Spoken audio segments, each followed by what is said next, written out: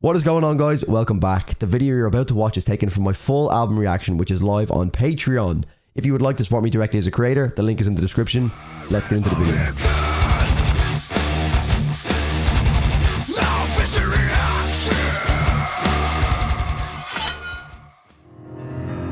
Okay, so again, this being concepts, this surface layer is also called the sunlight zone and extends from the surface to 200 meters. It is in this zone that most of the visible light exists. With the light comes heating from the sun. I hope you guys don't mind, but I'll probably look at all the different layers and just get a brief idea of which layer they actually are. Just to make it a little bit more interesting, I guess. That's so relaxing, I could see myself falling asleep to that. And this is Pelagic into the uncanny. This is sometimes referred to as the twilight zone and extends from 200 meters to 1,000 meters deep.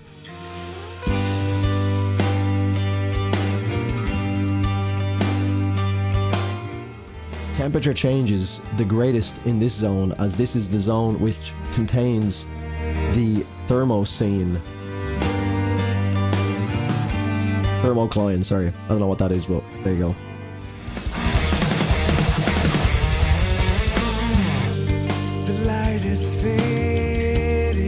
And the vocalist is revealed. I was unsure if we're going to get heavy Opeth style vocals.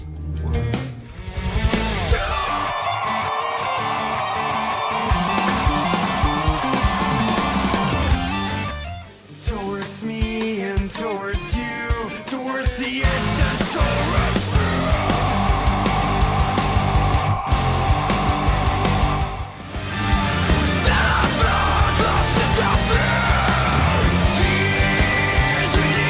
It feels like the song has really come together now in the last 30 seconds, a minute or so. I was a little bit unsure of the direction it was going, but it feels like it has flowed nicely into this climactic moment. It is pretty sick that this band is literally called The Ocean as well. It's like they've almost based their entire discography around their name, which is just so creative. But the zone we're in now, guys, is the Pelagic zone. The depths from 1,000 to 4,000 meters comprise the Pelagic zone. Due to its constant darkness, this zone is also called the midnight zone. The only light at this depth and lower comes from the bioluminescence of the animals themselves. So that answers my question previously. And lower, so the only light comes from animals, literally, which is fucking terrifying.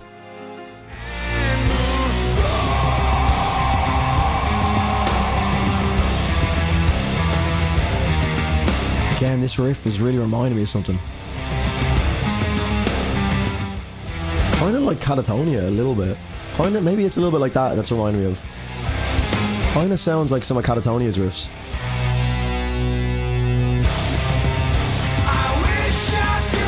That reminds me of Breaking Benjamin. Down, na na na, da da da da.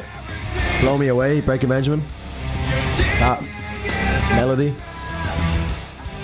I could definitely see myself jamming this album just from start to finish. It feels like one of them albums that, you just kind of have to listen to it from start to finish as opposed to jumping between tracks.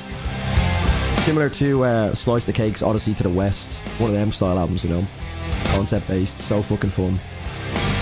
Massive grower potential.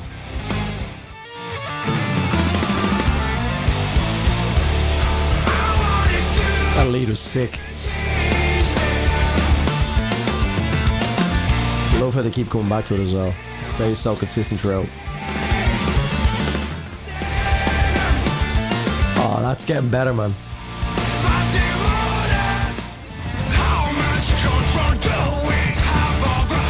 That is Tool all over, man. How much does that sound like Tempest by Tool? The Tempest must. If Tool didn't take direct reference from this, I don't know what to believe. Surely Tool are listening to The Ocean. Nice.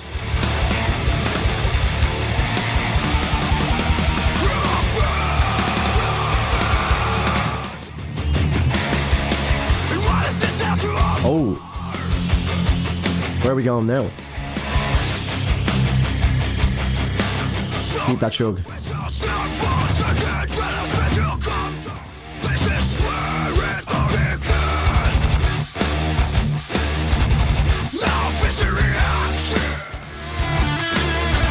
right. That was the first kind of moment of really falling for a riff in this album.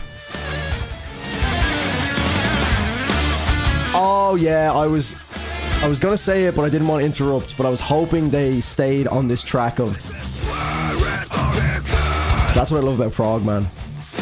Because they'll like tease you with a riff, and then you'll be like, "Oh man, this is so good," and then they'll like jump out of that riff again. You're like, "Fuck you, man!" And then, bang, they'll hit you with it again. So I was hoping that they would come back, because sometimes bands let me down by doing that. They'll like tease a riff for like 2 seconds, and it will sound amazing, and then they'll just literally say goodbye. Never seen that again, and they'll fuck off and never come back to that riff. But this band, right here in this track, has done exactly what I was hoping they would. This riff is so good.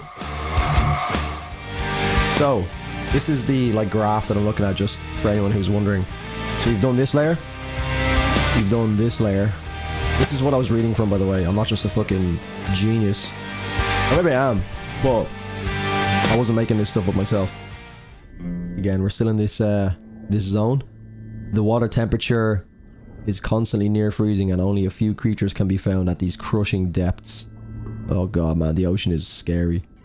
The name Abyss comes from a Greek word meaning no bottom, because they thought the ocean was bottomless.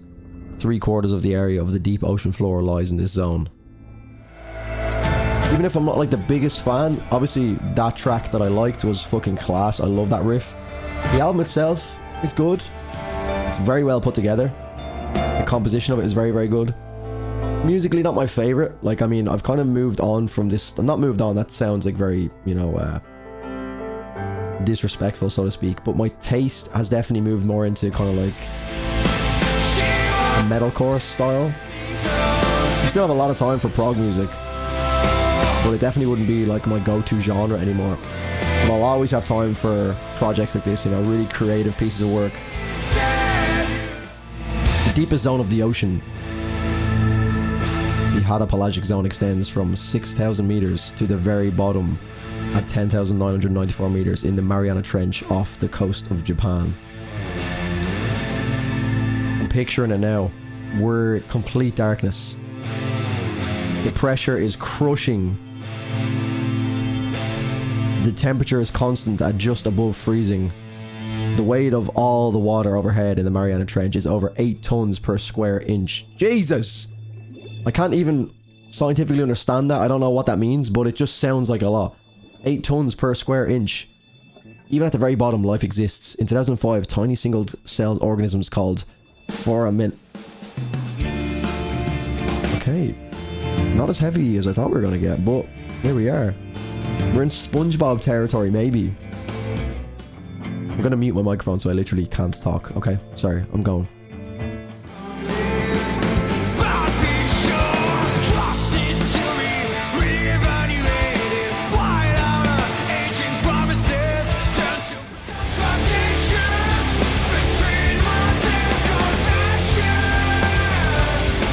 I can't help but hear Tool in a lot of this.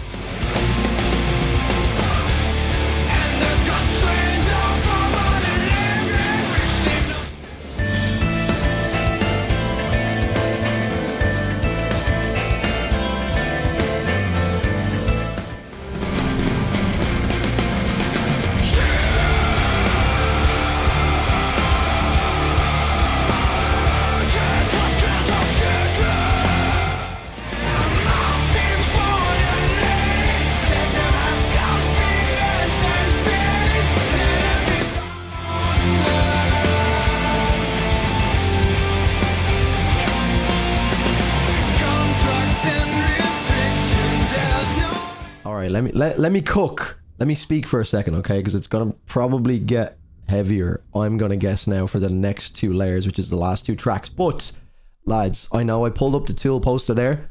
That was the 10,000 Days album, but I would say that that sound was more consistent with the sound on Lateralis for me. I think that song sounded very much so like The Grudge.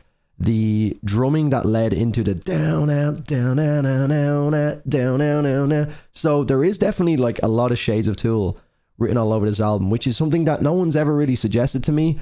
I'm obviously a massive Tool fan. Anyone who's been following the channel for a while knows that Tool was the first band that I like really went down the rabbit hole with, and they led into a lot of the music and inspired the, you know, listening patterns that I have to this day. So yeah, I'm surprised. Maybe there has been comments that have maybe, you know, suggested that there is a lot of the nuance in this that Tool maybe have, or it sounds a lot like Tool anyway.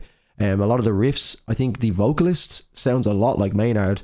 The delivery that he had, especially in that last segment there, was just so like the way Maynard delivered the Grudge, the scream and everything. Like, you know, that scream at the end of the Grudge, it's so fucking chilling, it's so good.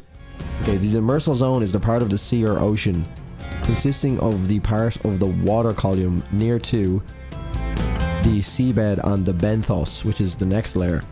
The demersal zone is just above the benthic zone and forms a layer of the larger profundal zone. This is what I mean by getting like real nerdy now. I could just keep going down rabbit holes and figuring all this stuff out. Being just above the ocean floor, the demersal zone is a variable in depth and can be part of the rude. You get the idea. It's fucking deep, alright?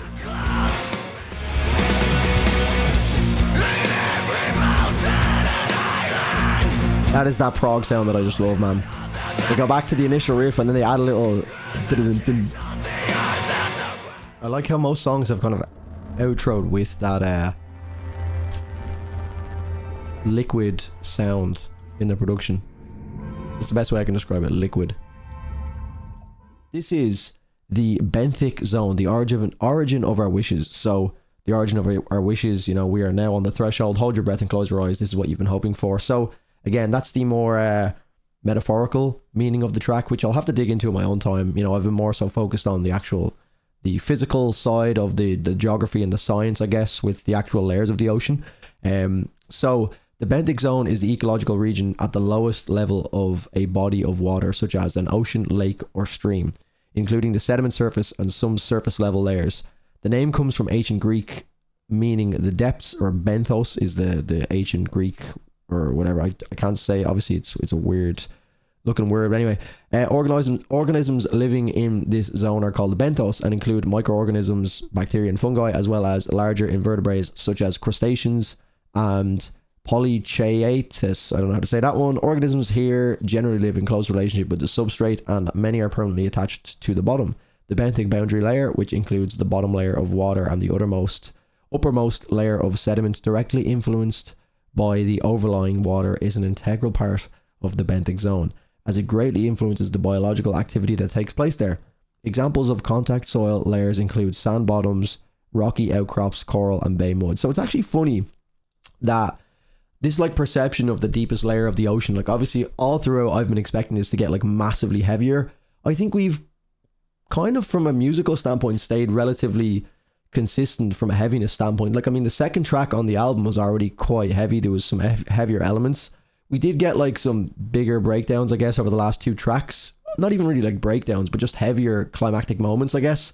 And it's funny how like my perception of like the deepest depths of the ocean is like maybe more fantasy based and like, you know, science fiction based, because I'm like expecting the description of this to be like, this is where the Loch Ness Monster and, you know, all of the scariest animals on planet Earth, you know, are living. Whereas it's just like very like much so there's nothing here. Like there's organisms here, cute little crustaceans, which is like little like crabs almost by the looks of things, like invertebrates such as like polychaetus, which look like little sea worms essentially, and then like bacteria and fungi. You know, it seems like actually quite a nice place to live. You know, I'd happily live there compared to some of the other places with like sharks and stuff on the other layers. But it's just funny how like my brain is kind of programmed to assume that this is going to be the heaviest fucking section of the track.